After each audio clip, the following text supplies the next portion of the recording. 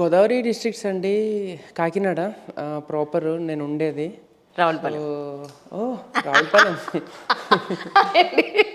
Ireland వెళ్ళి ఒక 7 years అయిందండి. జాబ్ కోసం వెళ్ళాను. ఓకే. అక్కడి నుంచి వెళ్ళినప్పటి నుంచి ఎప్పుడు రావాలా ఎప్పుడు రావాలని అనుకుంటా కౌంట్ అయిపోతూ పెంచుకుంటూ పోతున్నాను. But I hope I will come back as soon as I can. ఇండియాలో సెటిల్ అవుతారా ఇంతకీ? ఖచ్చితంగా అండి, వచ్చేస్తాను, వెనక్కి వచ్చేస్తాను. డబ్బులు కావాలి కాబట్టి కొన్నాళ్ళు ఉన్నాను, వచ్చేస్తాను. నెక్స్ట్ ఇయర్కి మోస్ట్లీ ప్లాన్ చేస్తాను. నాకు తెలిసిన వాళ్ళు చాలా మంది అమ్మాయిలు అడిగిన ప్రశ్న ఏంటంటే, are you most eligible bachelor? I am bachelor. Eligibility గురించి వాళ్ళే చెప్పాలి. Bachelor for sure. మరి ఏంటి మీ బుజ్జి ఎలా మిమ్మల్ని ప్రిపేర్ చేసింది ఇప్పుడు అన్నారు, చెప్పండి నాకు. మరి చెప్తున్నా కదండి, ఏంటంటే బుజ్జి డ్రైవ్స్ మీ క్రేజీ అనమాట. ఆమె చెప్పుద్ది, నువ్వు వెళ్ళేది మీట్ అయ్యేది ఎవరిని, అంజలి గారిన అమ్మాయినా, ఓకే నువ్వు ఫస్ట్ హెయిర్ కట్ చేంజ్ చేసుకో, ఎందుకంటే girls like you to see in long hair, so నీకు అవసరం లేదు, కట్ చేంజ్ చేసుకోవచ్చు. రైట్.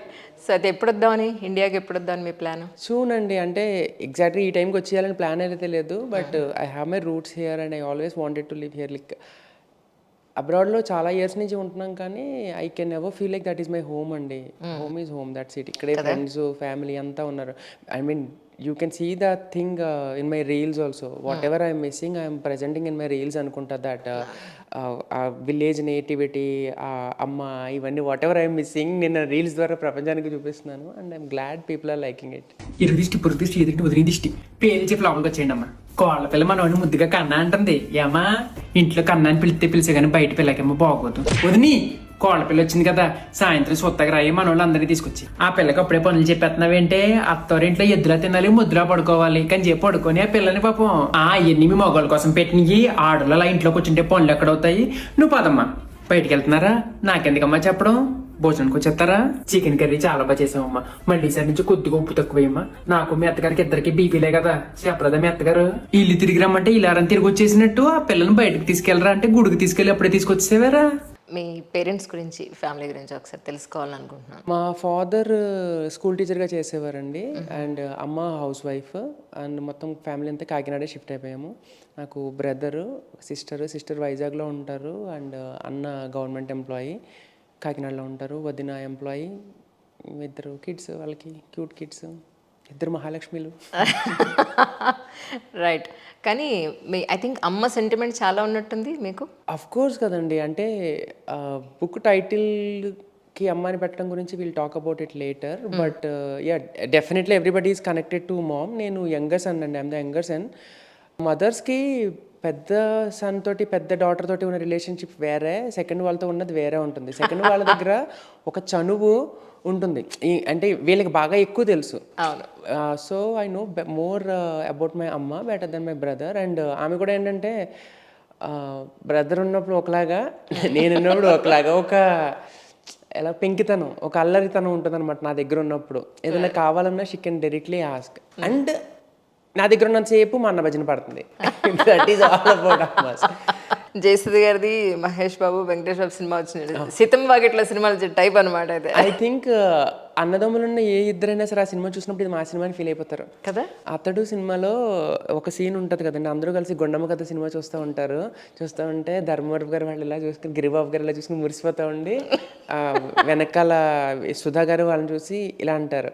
సేమ్ అలాగా ఏ సీతమ్మ వాకిట్ల సినిమాలు చెట్టు సినిమా వస్తున్నప్పుడు మదర్స్, అన్నమ్మలు అందరూ కూడా మనవడు, మా చిన్నోడు, మన పెద్దోడు. అవును.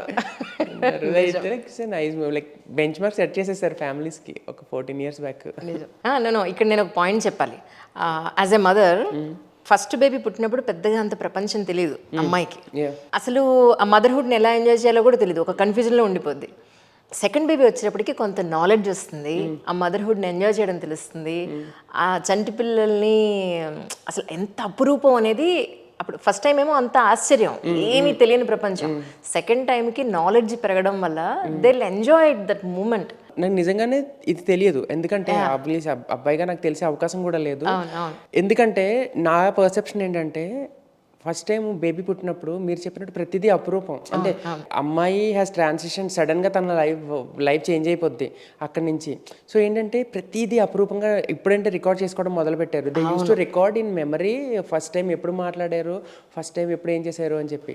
సెకండ్ వాళ్ళు వచ్చేసరికి they get use to it, like already ఇవన్నీ తెలిసిపోతాయి. అండ్ ఆల్సో ఫస్ట్ వాళ్ళకి సెకండ్ వాళ్ళకి ఒక 2-3 years గ్యాప్ ఉంటే elder once will take care of the second one. So నాకు తెలిసి ఏంటంటే సెకండ్ వాళ్ళకి ఫస్ట్ వాళ్ళకి ఉన్నంత ఉండదు, కానీ చిన్నప్పటి నుంచి అలా చూడడం వల్ల మాకు మేమే షైన్ అయిపోతాము అని. ఐ డోంట్ నో మీరు యంగర్స్ అన్న ఎల్డర్ డాటరా యంగర్ డాటరా నాకు తెలీదు, బట్ మాకేంటంటే మాకు మేమే షైన్ అయిపోయి will get control over the house అనమాట. ఇంట్లో అందరికన్నా చిన్నాళ్ళు ఎవరైతే ఉంటారో వాళ్ళు మామూలు జాదుగాళ్ళు ఉండరు. అదే ఐఎమ్ దట్ వన్ గిల్టీ. చూడడానికి కామ్గా కనపడతారు, చేసే పనులన్నీ చక్కగా చేస్తారు. లేదండి, నీకు కామ్గా కనిపించను, చేసేది అల్లరిగానే ఉంటాను. Guilty as charged. ట్రూ. అక్కడ ఏం చేస్తున్నారు యాక్చువల్లీ? బిజినెస్ అనలిస్ట్గా వర్క్ చేస్తున్నానండి. చెప్పాను కదా 6-7 years అయిపోయింది. 9 to 5 జాబ్. వర్క్ కల్చర్ బాగుంటుందండి యూరోప్లో. ఐ థింక్ దట్స్ రీజన్ మన వాళ్ళు అందరూ అక్కడికి వెళ్ళడానికి ప్రిఫర్ చేస్తారు మోస్ట్లీ. పర్సనల్ లైఫ్కి వర్కింగ్ లైఫ్కి బ్యాలెన్స్ అనేది ఉంటుంది.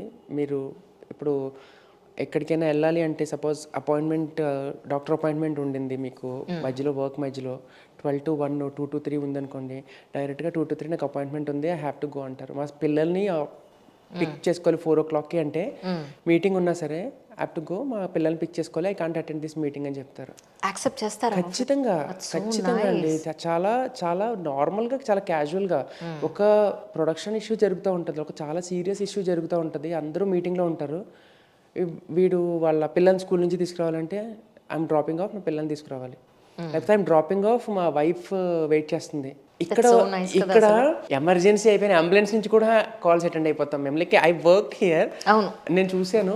మనకేంటంటే మనకు ఒక మైండ్ సెట్లో ఒక నేచర్ ఏంటంటే ఎదుటి వాళ్ళని నో చెప్పడం చేత కాదు, అస్సలు నిజాలు చెప్పడం మనకి చేతనైనా కానీ చెప్తే అవతలవాడు ఏమనేసుకుంటాడు అని. నేను ఇన్ని సంవత్సరాలు అయింది కానీ నా ఆ ఇండియన్ బుద్ధి పోదనమాట నాకు. అక్కడికి వెళ్ళినప్పుడు ఏదైనా చెప్పాలి అంటే, ఇప్పుడు ఒక 1 hour నాది అపాయింట్మెంట్ ఉంటుంది, ఎక్కడికైనా వెళ్ళాలి అంటే ఇది చెప్దామా లేకపోతే లంచ్ బ్రేక్లో పెట్టుకుందామా అని ఆలోచిస్తాను అనమాట. అంటే వాళ్ళు ఏమనేసుకుంటారో అని వాళ్ళ గురించి నేనే.